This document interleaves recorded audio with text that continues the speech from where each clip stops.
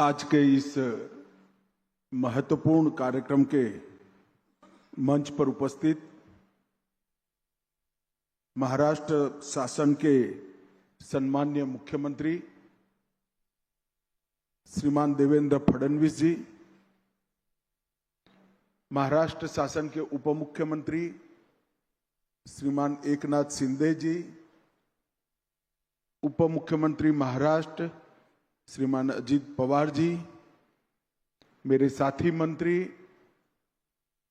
पुणे के ही जनप्रतिनिधि श्री मुरलीधर माहौल जी, पुणे के ही जनप्रतिनिधि और महाराष्ट्र सरकार में मंत्री श्रीमान चंद्रकांत दादा पाटिल जी, बहन मेघा कुलकर्णी जी, लेफ्टिनेंट जनरल धीरज सेठ जी, एयर मार्शल श्री भूषण गोखले जी, अनिरुद्ध देशपांडे जी, कुंदन साठे जी, विनय सहस्त्रबुद्धे जी, श्री पुष्कर पेशवा जी, vice admiral Gurucharan Singh ji, Maharashtra Bharatiya Janata party के अध्यक्ष श्रीमान रविंद्र चौहान जी और आज बाजीराव पेशवा की वीर मूर्ति को प्रस्थापित करते हुए देखने के लिए आए हुए सभी भाइयों बहनों को मेरा नमस्कार। मैं पुणे की धरती पर खड़ा हूं। सबसे पहले जिन्होंने गुलामी की काल रात्रि में एक आशा का किरण जगाया और हिंदवी स्वराज की स्थापना करी, वो महान छत्रपति शिवाजी महाराज को प्रणाम कर कर मैं मेरी बात की शुरुआत करता हूं। पुणे की भूमि एक प्रकार से स्वराज के संस्कार का उद्गम स्थान है। 17वीं शताब्दी में भी यहीं से स्वराज की आलेख तंजावुर से अटक से कटक तक पहुंची और जब अंग्रेजों के सामने फिर से एक बार स्वराज के लिए जनता को लड़ने का समय आया, तब सबसे पहला सिंह गर्जना तिलक महाराज ने की, स्वराज मेरा जन्मसिद्ध अधिकार है। और वीर सावरकर ने यही महाराष्ट्र की भूमि से एक ऐसा उदाहरण प्रस्तुत किया कि एक व्यक्ति अपने जीवन में अपने देश के लिए कितना कर सकता है, ये उदाहरण प्रस्तुत करने का काम वीर सावरकर ने किया। और मालूम नहीं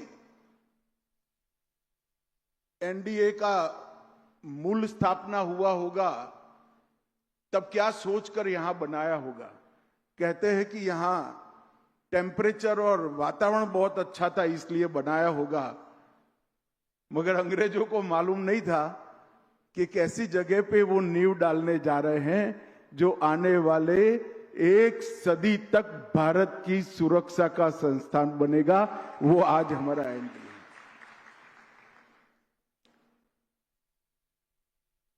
पेशवा बाजीराव जी के कई पुतले देश भर में कई जगह लगे हैं,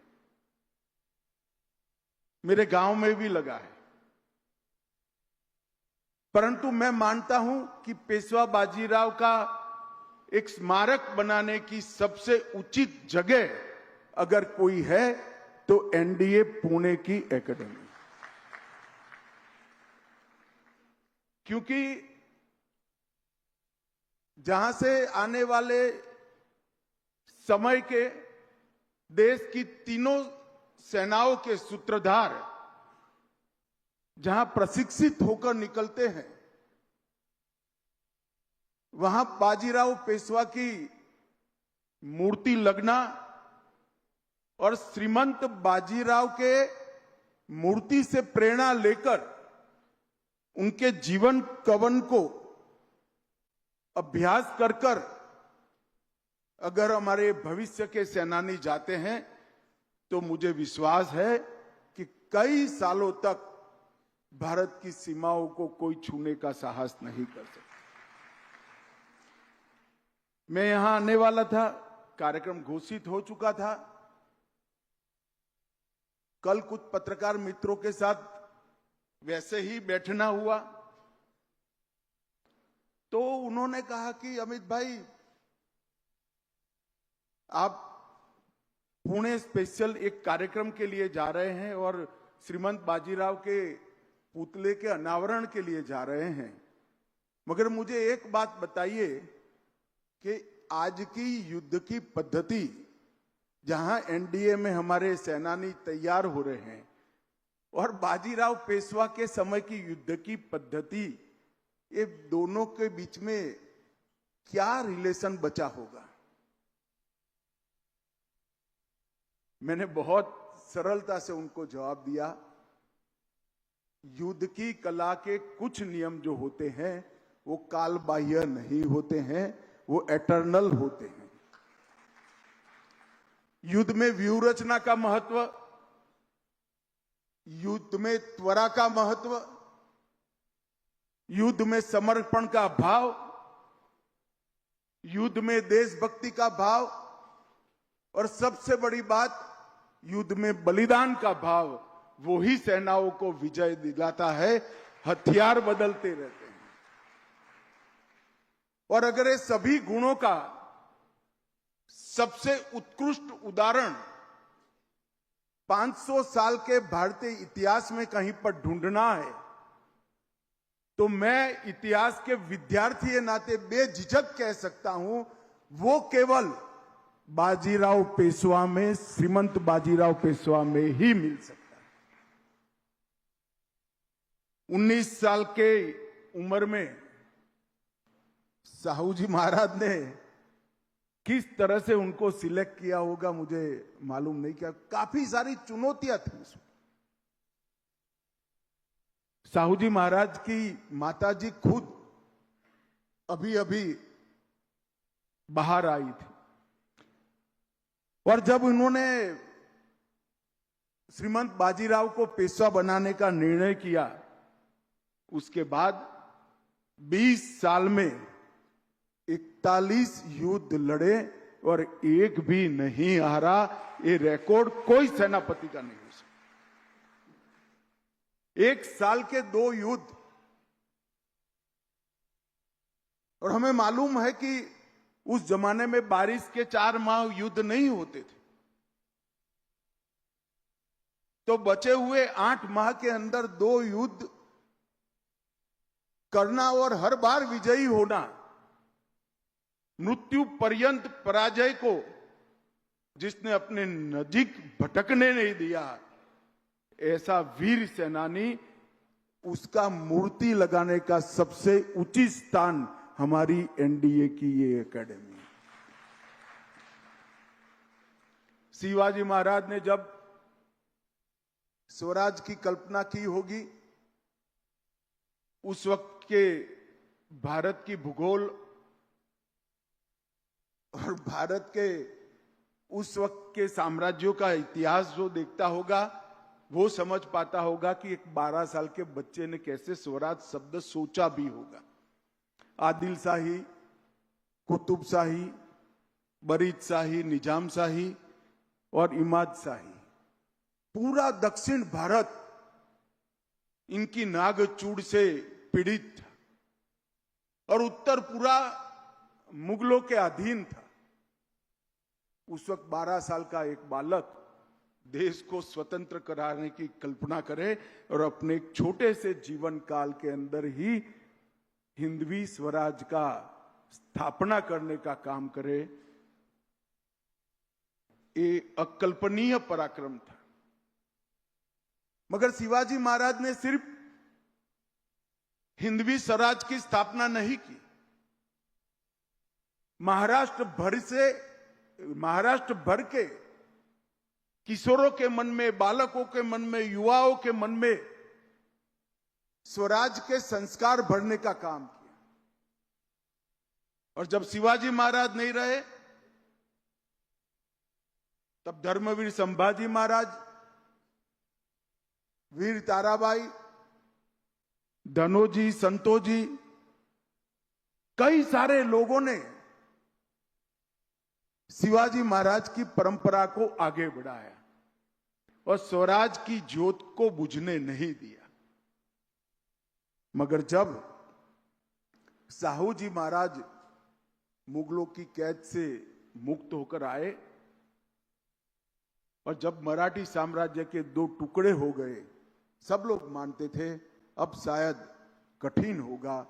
और उसी वक्त पहले बालाजी विश्वनाथ और फिर श्रीमंत बाजीराव ने पेशवा बनकर शिवाजी महाराज की स्वराज की मशाल को आगे बढ़ाया। और श्रीमंत बाजीराव के मृत्यु के 10 साल के अंदर ही तांजावुर से अफगानिस्तान तक, अफगानिस्तान से बंगाल होते हुए कटक तक एक विराट हिंदवी साम्राज्य की स्थापना, जो शिवाजी महाराज का कल्पना था, वो करने का काम किया। और इसीलिए कई लोग कहते हैं अगर ये स्वतंत्रता की लड़ाई शिवाजी महाराज ने जो शुरू की और पेशवाओं ने 100 साल तक चलाई, वो अगर न लड़ी गई होती तो आज भारत का मूल स्वरूप बचा ही न होता। इन्होंने अपने जीवन में कई सारे युद्ध ऐसे लड़े जिसमें पराजय निश्चित मानी जाती थी। उन्होंने अपनी त्वरा से, अपने रण कौशल से, रणनीति से और वीर साथियों की मदद से बाजीराव पेशवा ने कई हारे हुए युद्धों को जीत में परिवर्तित किया। और पालखेड़ की विजय को अगर कोई ध्यान से पढ़ेगा तो मालूम पड़ेगा कि निजाम के सामने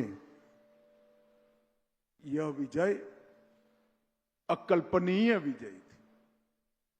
मगर जरा भी रुके बगैर, जरा भी थके बगैर, हर जगह जहां जहां गुलामी की निशानी थी वो ध्वस्त कर कर स्वतंत्रता का दीप प्रगटाने की शुरुआत श्रीमंत बाजीराव ने की और सफल भी हुए।